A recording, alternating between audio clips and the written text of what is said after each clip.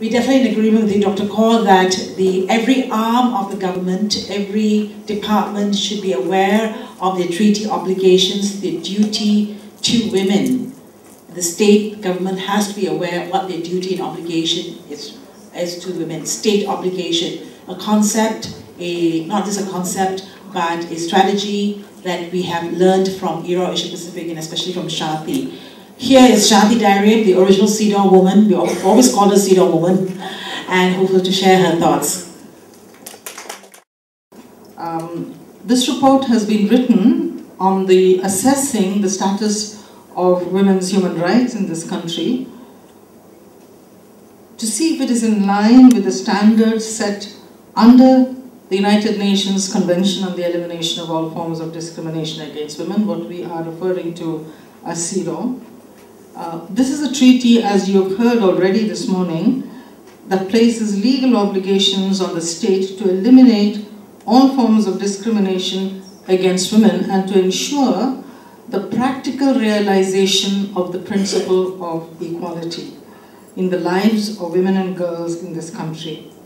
This report that you see before you is, in my view, a powerful tool that we can all use for advocacy to bring about change in this country for women and girls and for all citizens as well. When the lives of women and girls change, the entire nation is going to change as well. It identifies areas where discrimination continues and where the state has to put its focus and its attention. It will also help us to assess progress that may be taking place incrementally in this country.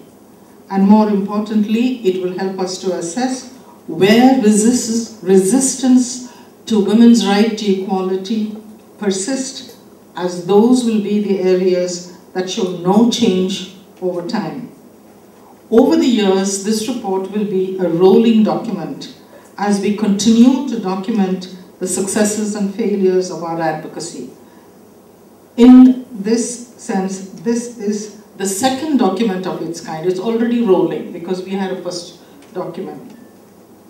Now, this document would have been even more significant if the government's report to the CEDAW committee that it had to present to the expert UN committee that reviews compliance of governments with their obligations under the treaty, and that's the treaty, and that's the committee on which I served for 4 years between the years 2005 to 2008. Now, this report of the government to the CEDAW committee is now long overdue, because then we would have been able to assess even more sharply what the government has achieved and where the gaps still lie. Now we have made an assessment without looking at what the government is saying, what it has achieved. So it's not, in my view, that balance we could not achieve in this report. And the government itself would have benefited by the information provided in this report to fine-tune their own conclusions and their own interventions in fulfilling their obligations under the convention. The NGO report and the government report, therefore, really are complementary, and they should be there coming together. They should be in sync, coming in a timely fashion together. Unfortunately, today we do not have that. Now, as you all know, do you all know when the Malaysian government ratified CEDAW?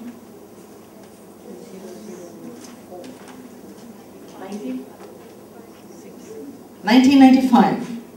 To be more precise, 5th of July, 1995.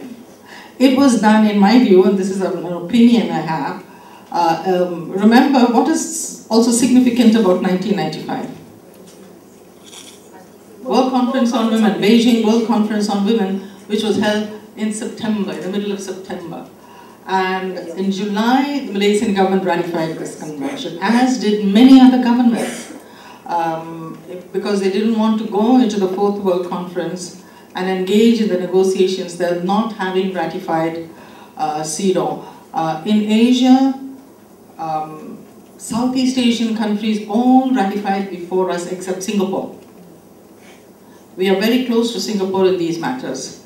All other Southeast Asian countries ratified long before 1995. We stand together with some of the South Asian countries in late ratification. Now, the core obligations under this convention, of course, as you all know, is to eliminate discrimination against women. But another important obligation is to report periodically, 1 year after ratification, which would have been in 1996 for Malaysia, and 4 years thereafter to this expert committee on the progress in compliance with the requirements of the treaty. Malaysia's first and second combined report, they combined it and was reviewed by the CEDAW committee in 2006. So our first report was already overdue by 10 years. It should have actually presented the first report in 1996. In 2006, the CEDAW committee asked the Malaysian government to catch up and submit its combined third and fourth report in 2008. It has not done so. Now the fifth report is due in 2012. So the Malaysian government is overdue by 3 reports. The purpose of the periodic report is to have a plan of action periodically, set your priorities for the next 4 years, because you have to go to report in 4 years' time. So you set your priorities, you implement, you see what you've achieved, where are the gaps still, then you set your agenda for the next 4 years. Now, when we do not report in this timely manner, the purpose is lost. You combine third report, fourth report, fifth report, it makes no sense really. So we are forever catching up, Malaysia has ratified, as was pointed out, Dr. Ko, only 3 treaties out of 9 human rights treaties. We have ratified only 3. CRC, the Convention on the Rights of the Child, CEDAW, and the Convention on the Rights of People with Disabilities. Some of our neighbors like Indonesia, Philippines, and Thailand have ratified all the major human rights treaties. But we have not. As I say, we stand in line with Singapore. That's the only thing we can match Singapore.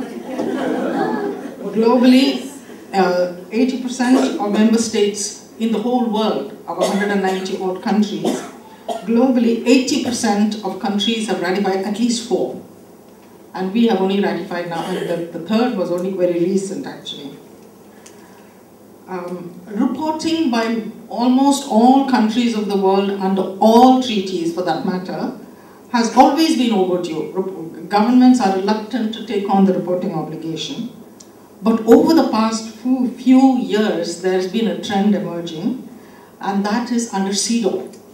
According to a survey and a study done by the Office of the High Commissioner for Human Rights, it has been seen, there's been a finding that under the least overdue report is under CEDAW.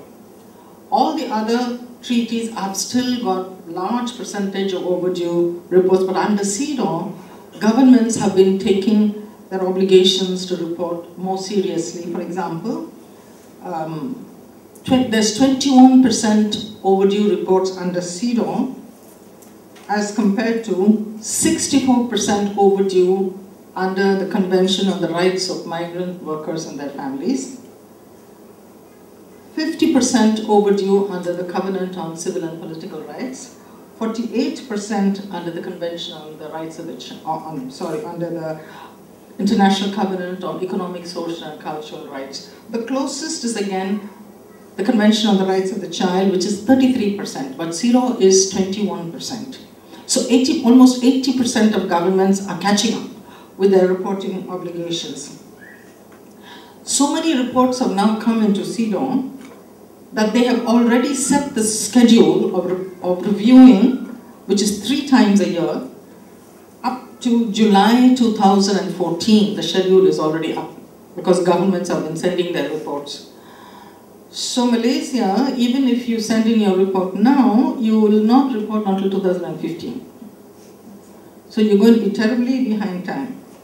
Malaysia, therefore, in my view, stands out as going against this trend under CEDAW, where states are increasingly willing to be transparent about the fulfillment of their obligations and are willing to be held accountable internationally.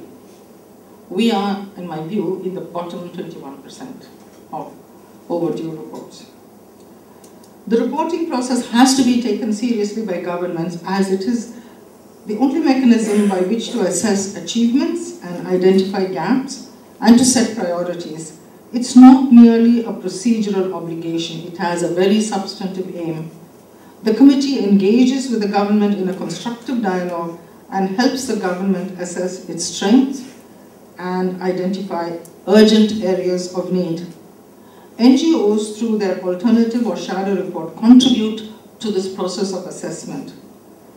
When this government is willing to engage in this constructive dialogue and reports on time, it's an indicator that it is adhering to the principle of good governance, as it shows commitment to its citizens with respect to its obligations to women and its citizens undertaken internationally as well as nationally. Equality is a right enshrined in the Malaysian Constitution. Therefore, we are obligated, the government is obligated under the Constitution itself to fulfill the right to equality. The CEDAW Convention helps fulfill this obligation under the Constitution and provides an identification of concrete obligations and steps that the government must undertake to realize the constitutional guarantee of equality. For example, when Malaysia reported in the year 2006, the committee advised the Malaysian government to enact a gender equality law so that the meaning of substantive equality can be incorporated into a statutory guarantee, and the meaning of discrimination, which is indirect discrimination, where you cannot discriminate against a pregnant woman, where you cannot be neutral when there is existing inequality, where you have to implement temporary special measures to give women an advantage because of gender biases, stereotypes that are taking place. All of this is what the CEDAW gives us, but it helps to operationalize our constitutional guarantee of equality at the end of the day. So the committee advised the government to enact a statutory guarantee for equality, which they have not.